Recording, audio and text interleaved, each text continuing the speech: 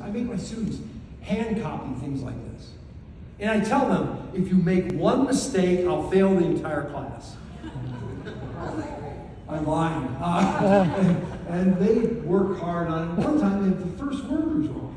But they work really hard to make sure it's right. And they learn about the work of a scribe.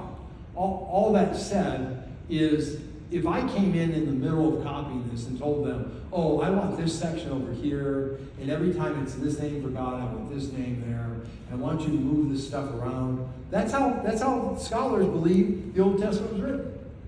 It's just they've never looked at a scroll or had the students do a project like it. It can't be done. All right? But the point is, have you ever heard someone say that if the scribe made a mistake, they would put the scroll away, they would start over, or whatever? Is that correct? Well, look, I just showed you 100 examples. It's clearly not correct. They did something much better than put the scroll away. They fixed it. All right? They fixed the mistake. So I don't look at this and say, I've seen scrolls with 1,000 corrections. I don't look at them and say, this has 1,000 errors.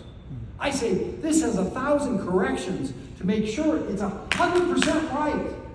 This scroll is being used, letters get cracked, they change, and they change the meaning of the text. Does that really happen? I'll give you an example tomorrow with the Dead Sea Scrolls, where a word is completely changed, and it has a crucial meaning, and it's because of letter crack.